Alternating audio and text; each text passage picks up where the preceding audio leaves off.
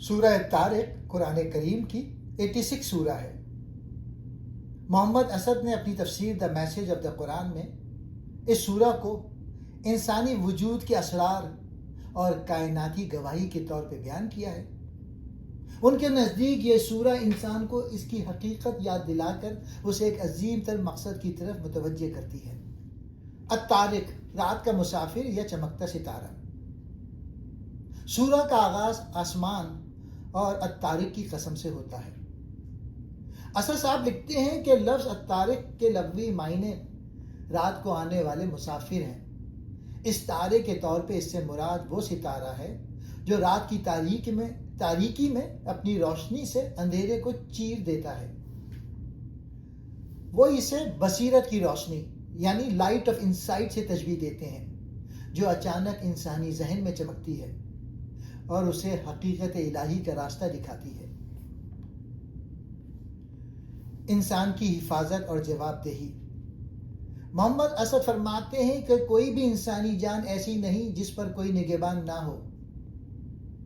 ان کے نزدیک اس نگہبان سے مراد وہ فطری قانون یا ضمیر ہے جو انسان کے ہر عمل کو ریکارڈ کر رہا ہے اور اسے ضائع ہونے سے بچاتا ہے۔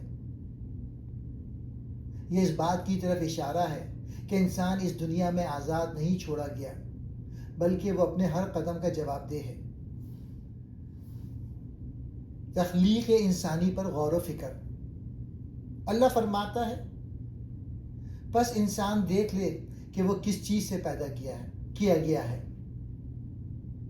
محمد اسد کہتے ہیں کہ یہاں انسان کی عاجزانہ ابتدا ایک اچھلتے ہوئے پانی کا ذکر اس کے تکبر کو توڑنے کے لیے کیا گیا ہے۔ جب اللہ ایک حقیر قطرے سے اتنا پیچیدہ اور باشعور انسان بنا سکتا ہے تو کیا وہ اسے دوبارہ پیدا کرنے پر قادر نہیں ہے؟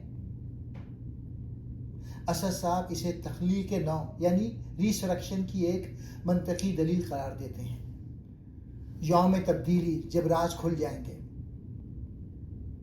جس دن راز جانچے جائیں گے کی تشریح میں محمد اسد لکھتے ہیں کہ یہ وہ دن ہوگا جب انسان کی وہ نیتیں اور ارادے جو اس نے دنیا کی نظروں سے چھپا کر رکھے تھے بالکل ظاہر کر دیے جائیں گے۔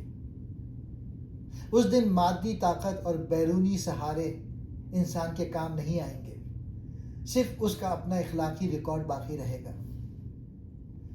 کائنات کی گواہی اور فیصلہ کن پیغام۔ سورہ کے آخر میں گردش کرنے والے آسمان اور پھٹ جانے والے زمین جس سے پودے نکلتے ہیں کی قسم کھائی گئی ہے۔ محمد اسد کے مطابق جیسے بارش کا برسنا اور زمین کا پھٹنا ایک اٹل نظام کا حصہ ہے، ویسے ہی قرآن کا یہ پیغام بھی ایک حتمی فیصلہ ہے، کوئی مذاق یا سرسری بات نہیں ہے۔